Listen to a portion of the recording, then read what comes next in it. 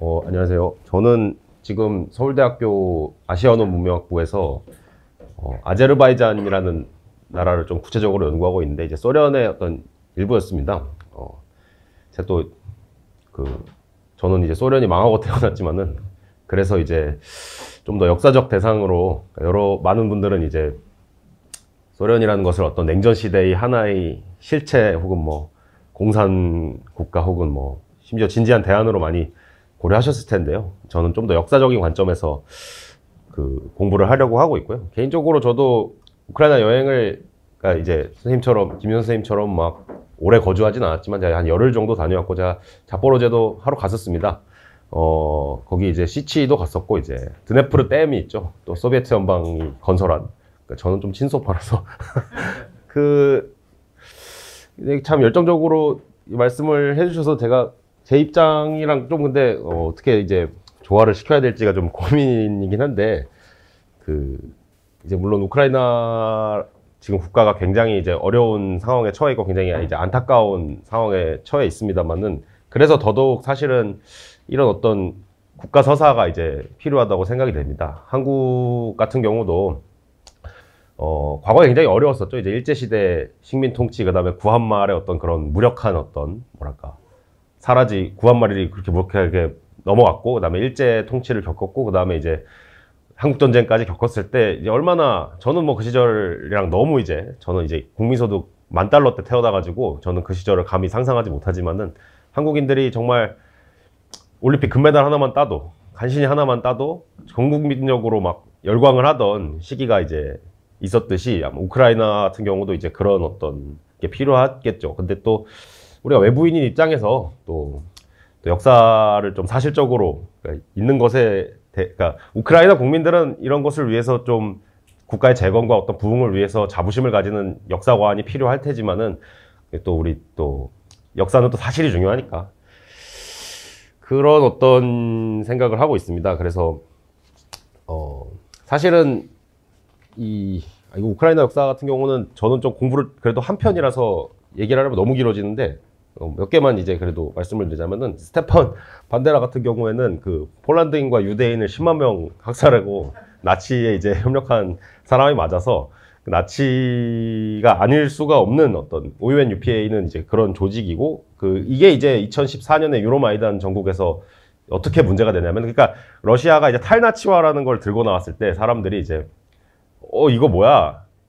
푸틴 저거 완전히 미친놈 아니야? 나치라니? 갑자기 뜬금없이 이렇게 말을 하는데, 이 스테판 반데라가 아까 말씀하셨듯이 굉장히 복잡한 어떤 캐릭터죠. 이제 우크라이나 민족 국가라는 거를 건설하려고 했고, 이제 뭐 소련에 맞서 싸웠지만은, 기본적으로 이제 우크라이나인만을 위한 우크라이나를 건설하려고 이민족 폴란드인이나 유대인이나 러시아인을 학살한 어떤 전범이었기 때문에, 우크라이나 국가적으로는 굉장히 이제 뭐랄까, 경계의 대상이 된 인물이었습니다. 근데 이제 유로마이단을 기점으로 이 스테판 반데라에 대한 어떤 민족 발러시아주의가 이제 강화되면서, 스테판 반데라를 어떤 민족 영웅으로 어떤 숭상하는 극단주의 세력들, 준군사 조직들이죠. 이 사람들이 이제 총 들고 이제 다니면서 막 동네에서 좀 러시아말 써도 이러면은 이제 억압하는 그런 사람들이 이제 있었고요. 동부 지역이 그래서 이제 공포감을 굉장히 느끼게 됩니다. 그러니까 동부 지역 같은 경우에는 그러니까 서부 지역의 논리, 그러니까 이제 소개해 주신 사관은 주로 이제 키예프와 서부 지역에서 이제 굉장히 이제 일반화된 어떤 그런 역사관인데, 그러니까 러시아가 우리를 억압해 왔고, 왜냐하면 이 지역은 특히 완전 서쪽의 리비우 같은 경우에는 러시아 지배를 별로 받지도 않았었고, 우리는 러시아랑 소련에 강제로 끌려 들어간 거지. 러시아랑 우리 원래 오스트리아 제국에 있었고 폴란드에 있었는데, 이런 이제 정서 때문에 이제 그런 반러시아가 굉장히 강한 편인데, 동부 지역 같은 경우에는 러시아계 인구가 이제 막 30%, 40%면은, 게다가 우크라이나 말이랑 러시아 말이 비슷한 면이 많아가지고 소개해 주셨듯이 가족들끼리 연결된 사람도 많기 때문에, 이런 사람들 같은 경우에는 이 서부 지역에서 2차 세계대전 당시에 나치에 협력했던 이런 학살자를 띄워주는 것을 굉장히 경계할 수밖에 없었던 상황에서, 러시아가 이제 이 어떤 우크라이나 동부 주민들의 불안감을 이제 파고들었죠. 파고들어가지고 군사를 지원을 하고, 그래 너희들 떨어져 나와라, 우리가 지원해 줄게 라고 하면서 이제 돈바스 전쟁이 14년에 이제 시작이 되는 어떤 좀 역사적인 좀 복잡한 맥락이 있습니다. 뭐 이런 뭐 이외에도 있지만 우리가 또 한국 사회와 어떤 좀 비교를 해가지고 제가 좀 드는 생각을 말씀을 드리자면, 그러니까 또 어쨌든 오늘의 주제가 우크라이나의 미래는 대한민국이라는 점에서 산업화와 민주화를 모두 이뤄낸 어떤 세계에서 좀 유례가 없는 성공 사례로서 대한민국을 우크라이나가 앞으로 이제 다시 이제 이런 상처를 극복하고 나아갈 때 어떻게 이제 참고할 수 있을까의 모델로서 한번 생각을 해볼 수가 있을 텐데요. 저 같은 경우는 제가 우크라이나를 19년에 갔는데 19년에 갔을 때 우크라이나의 상황이 정말 처참했습니다. 그러니까 도로가 기본적으로 거의 정비가 안 돼 있고요. 그러니까 이번 전쟁에서도 러시아군이 놀랐다는 게 그거죠. 이 사람들이 작전 지도를 70년대에 작성된 작전 지도, 그러니까 나토군의 침공에 냉전 시대 나토와의 3차 세계대전에 대비해서 만들어낸 우크라이나 관련한 그런 군사 지도를 그대로 들고 갑니다. 50년 동안 수정을 안 하고. 근데 가보니까 50년 동안 바뀐 게 아무것도 없다는 거죠. 제가 실제로 가봤을 때도 자포로제가 이제 잘 사는 데인데, 제가 갔을 때는 정말 도로 정비나 도시 명판이나 뭐 인프라 같은 게 굉장히 상대가 이제 상태가 너무 안 좋았고, 오히려 이제 러시아, 제가 이제 막 푸틴을 지지해서 이런 게 아니라 러시아가 훨씬 공공행정이나 발전 정도나 이런 게 상대적으로 나왔습니다. 이게 무엇을 의미하냐 했을 때, 우크라이나가 결국에는 어떤 국가 아이덴티티를 유럽으로 정하고 유럽에서 제기하는 어떤 표준들을 받아들였습니다. 이제 민주주의라든가 혹은 뭐 여러 이제 서구식 어떤 제도들을 이제 수입을 하려고 노력을 했는데, 사실은 그런 제도들은 굉장히 좋은 제도죠. 이게 기본적으로 한국도 이제 그런 체제를 갖게 됐고, 근데 한국이 그런 체제를, 서구식 자유민주주의 체제를 정말 온전히 잘 운영하게 되기까지에 걸린 시간을 우리가 건국 시점부터 생각을 해보자면은 정말 지난한 어떤 그런 과정이 필요했다고 생각을 합니다. 그렇기 때문에 한국의 어떤 그런 발전사를 보자면은, 우리가 이제 자유민주 국가라는 그런 국가적 정체성을 가지고 건국을 했지요, 48년에는. 그러나 실제로 자유민주주의가 안정적인 궤도에 오르기까지는 이제 87년까지의 약 30여 년, 40년이 이제 필요로 했습니다. 그때까지 한국이 그러면 3, 40년 동안 한 것은 사실은 정치적인 혼란을 극복하고, 그 다음에 정부를 더 강화하고, 그 다음에 이제 중앙집권적인 어떤 개발을 이제 해내는 것이었는데, 그 가운데 이건 굉장히 역사적으로 논란이 있는 시각이겠지만은, 어떤 면에서는 불가피하게, 박정희 정권의 어떤, 권위주의적인 혹은 독재적인 행보가 이제 필요로 했다고 저는 생각이 됩니다. 어떤 국가도 민주주의로 시작해가지고 안정적인 국가 발전을 이룬 나라가 없고, 강력한 국가 리더십을 바탕으로 뭔가 이제 기초를 쌓은 다음에 이제 민주주의를 발전시켜 나가는 거죠. 근데 우크라이나 같은 경우에는, 그냥 민주주의를 하면은 뭔가 잘 풀릴 것이라는 어떤 기대감, 유럽식 표준을 따르면은 발전할 것이라는 기대감, 이것이 이제 우크라이나의 어떤 혼란을 만들어냈고, 올리가르의 지배체제 같은 경우도, 그러니까 이 중간에 이제 있던 연표 중에 페트로 포로셴코라는 사람이 있는데, 이 포로셴코라는 사람이 초콜릿 재벌입니다. 그러니까 소련이 망할 때 제과 회사들을 사가지고 초콜릿 재벌이 돼가지고 초콜릿 회사를 바탕으로 전국적인 사업 네트워크를 가지고 자기 사리사욕을 채웠는데 나라를 이제 썼었죠. 그 전에 야누코비치, 이 사람 칠러시아파지만 이 사람은 더 했습니다. 유셴코, 티모셴코도 이제 친서방이라고 했지만은 전부 다 부패 논란으로 이제 어떤 낙마를 했죠. 젤렌스키가 70%를 뽑힌 이유는 첫째로는 이제 러시아와의 어떤 그런 관계 문제도 있었지만은, 나는 이 부패 문제를 해결하겠다, 우크라이나의 만연한 부패 문제를 이제 해결하겠다라고 했습니다. 그런데 부패 문제를 해결할 리더십이 이제 굉장히 부재를 했었죠. 그러니까 젤렌스키가 뜨게 된 과정이 이제 국민의 종이라고 하는 굉장히 유명한 시트콤, 그러니까 부패 정치인들을 처단하는 어떤 마을의 선량한 교사 출신의 다크호스 정치인으로 뜨는 어떤 그런 정치 시트콤으로 이제 떴는데, 그러니까 이것을 사람들이 보고 열광을 한 거죠. 우리도 이런 지도자가 필요하다 해서 뽑았는데, 젤렌스키가 개인적으로 젤렌스키가 이제 키예프에 남아가지고 항전을 하는 건 정말 대단한 일이라고 생각을 합니다만은, 이 사람이 정치인으로서 안타까웠던 거는, 이 사람이 이제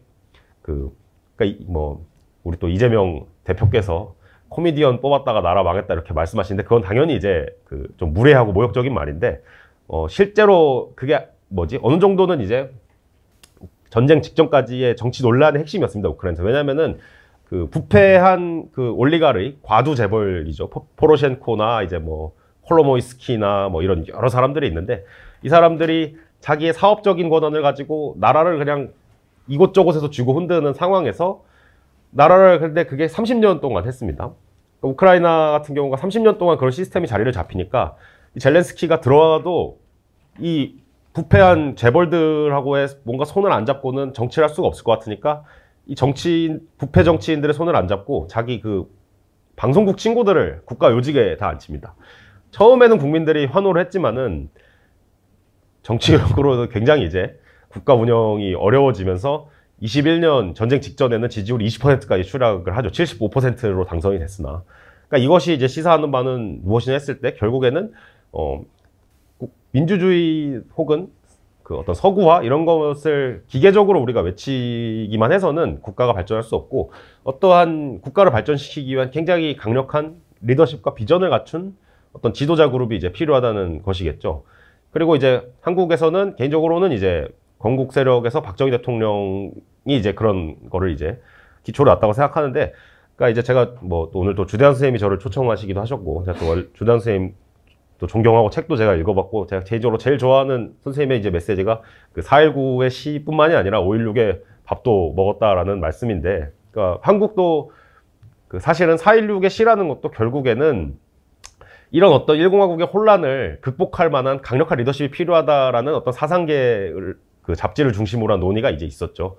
그러니까 우크라이나 같은 경우에도 사실은 4.19만 있었던 거죠. 뭐 굳이 이제 5.16이라는 군사 쿠데타의 형태를 취할 필요는 없었겠지만은 적어도 이제 국가를 발전시킬 굉장히 강력한 그 리더십을 창출해내는 어떤 그런 경험을 우크라이나가 해내야지만 어떤 이런 이제 굉장히 혼란하고 어려운 상황 속에서도 그 국가를 다시 유지를 할 수 있을 거라 생각합니다. 사실은 그런 면에서 사실은 한국이 이제 45년에 이제 해방이 되고 소위 해방정국의 대혼란과 한국전쟁, 그 다음에 1공화국의 어떤 부패상, 이 시기의 정치랑 우크라이나가 독립 이후에 나온 정치랑 굉장히 맞닿아 있는 면이 있습니다. 그러니까 한국 같은 경우도 북한 지역의 산업시설이 대부분 있었죠. 그리고 근데 북한 지역을 이제 상실하면서 남한이 완전히 이제 빈곤국이 되죠. 우크라이나도 동부 지역에 대부분의 산업이 있는데 저는 아마 돈바스는 확실하게 러시아가 장악할 거라고 생각이 됩니다. 그 군사적으로 지금 압도를 하고 있기 때문에. 그렇다면은 이제 마치 이제 해방 직후의 남한처럼, 분단 직후의 남한처럼 농업 지역만 가지고 이제 다시 나라를 아마 항구 정도는, 오대산 항구 정도는 아마 갖고 갈 수 있지 않나 싶은데, 그런 어떤 굉장히 열악한 상황에다가 그 아까 말한 스테판 반데라를 추종하는 그 세력들이 지금은 러시아를 상대로 제일 열심히 싸우고 있죠. 어떻게 보면은 서북청년단 같은 해방정국 직후의 중군사 조직들이나 민병대와 굉장히 또 유사한 상황이라고도 이제 우리가 볼 수 있겠죠. 그런 상황에서 그 어떻게 하면은 이제 그 이 전쟁이 끝났을 때 동부 지역을 상실을 하고 어떤 강력한 리더십을 창출해서 비록 이제 농업과 경공업 위주의 아마 서부에서 중부 지역 을 가지고 국가를 이제 재건해야 될 텐데, 이것을 이제 대한민국이 어떻게 이제 우리의 역사적 발전 경험을 통해서 조언할 수 있을까, 이게 이제 화두가 되어야 된다고 생각을 하고요. 그리고 이제 또 하나 마지막으로 제가 좀 제기하고 싶은 문제는 그 또 우크라이나의 좀 역사 청산주의랑 한국이랑 좀 비교가 된다고 생각을 합니다. 그러니까 역사 청산주의 혹은 뭐 역사적 순수주의라고 우리가 할 수 있겠는데, 한국사 같은 경우에도 사실은 그 이제 우리가 느끼는 거지만은 과거에는 이제 일제시대나 혹은 군부 시기 혹은 이제 여러 이제 한국사를 형성한 뭐 조선시대나 이런 다양한 시기에 대해서 굉장히 폄하를 많이 했었죠. 그러니까 이 시기는 암흑의 시대였고 뭐 우리가 이제 포갑을 받았고, 물론 당연히 억압이 있었죠. 일본은 뭐 지들 미국이랑 전쟁한다고 한국 막 끌고 가질 않나. 군부 독재는 이제 민간인 지역에서 학살을 일으킨 전두환 정권도 있었고, 그러나 이제 그 시기에 굉장히 많은 게 또 건설이 됐고 한국이 발전을 했습니다. 일제시대에도 사실은 한국의 여러 이제 근대화를 추진한 어떤 일본과 협력을 했을지라도 조선의 어떤 근대화를 위해서 노력한 어떤 인물들도 있고요. 그리고 이제 군부 시기에도 비록 민주주의적이진 않았으나 이제 정말 그 포항제철 건설한 뭐 이제 박태준 회장이라든가 아니면은 대우그룹, 뭐 저희 아버지도 이제 대우차 노동자셨는데, 그런 걸 생각해 보면은 그 시기를 이제 단순히 우리가 지금의 어떤 윤리적 기준, 민주주의나 뭐 독재나 혹은 제국주의나 이런 것에 이제 부합하지 않는다고 해서 그 시기를 이제 일방적으로 청산하는 것은 사실 한국 사회의 발전에 이제 크게 도움이 되지 않겠죠. 우크라이나의 경우에도 비슷했는데, 소비에트 연방에서 우크라이나가 독립을 하고 사실은 이 소련이란 것을 어떻게 봐야 될 것인가가 이제 우크라이나에서 엄청난 논쟁이었습니다. 왜냐면은 그러니까 소련의 지도자들 중에 2명, 그러니까 56년부터 64년까지 했던 크루시초프와 이제 64년부터 82년까지 제일 스탈린 다음으로 가장 길게 했던 브레즈네프가 우크라이나 출신이죠. 그러니까 우크라이나인 입장에서는 러시아로부터의 어떤 지배와 억압도 받았지만 동시에 러시아 제국에서의 가장 핵심 파트너로서 굉장히 이제 모스크바의 권력 정치에서 엄청난 영향력을 행사했었고,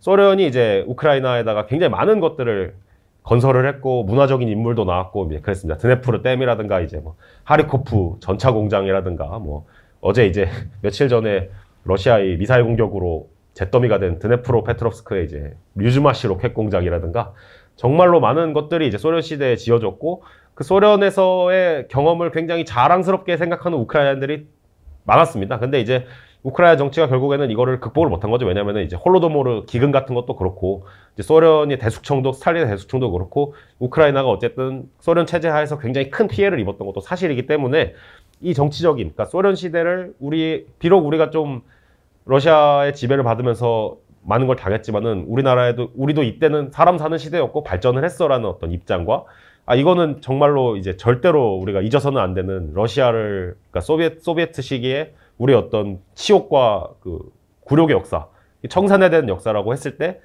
물론 이제 우크라이나의 국가 정체성을 다시 확립해서 독립 우크라이나로 나아가는 길에는 어느 정도 이런 청산주의가 필요했을 수 있죠. 한국도 뭐 일제시대에 좀 발전했다고 우리가 일본 제국 만세, 뭐 천황폐하 만세를 할 필요는 당연히 없듯이. 그러나 이제 소련의 경험이라는 것을 우크라이나가 이제 공정하게 평가하는데 사실은 리더십이 이제 실패를 하면서 동부 지역의 사람들, 소련에 굉장히 큰 애착을 느끼고, 맨날 한국도 그렇잖아요. 막 한국도 이제 어르신들 보면은 이제 7, 80년대 음악들, 영화들, 자기 젊은 시절이 담겨 있는 그런 작품들이니까 계속해서 다시 돌려보고 하듯이, 우크라이나 동부 지역의 사람들 같은 경우에는 뭐 TV 틀면은 계속 소련 시대 영화 보면서 저 때가 살기 좋았어 이렇게 하는 사람들이 이제 그런 우크라이나의 어떤 역사 청산주의, 서부 지역을 중심으로, 그다음에 키예프를 중심으로 하는 역사 청산주의에 큰 반발을 하면서 국가가 이제 분열이 되는 거죠. 그러니까 한국이 이제 우크라이나의 사례에서, 우크라이나가 한국이 이제 다시 이제 국가를 재건해내는 어떤 과정을 통해서 배울 수 있다면은, 또 한국도 이제 우크라이나가 어쨌든 정치적으로 많은 실패를 한 나라로서 우크라이나의 사례를 통해서 이제 배울 수 있는 것도 생각해봐야 된다 생각합니다. 감사합니다.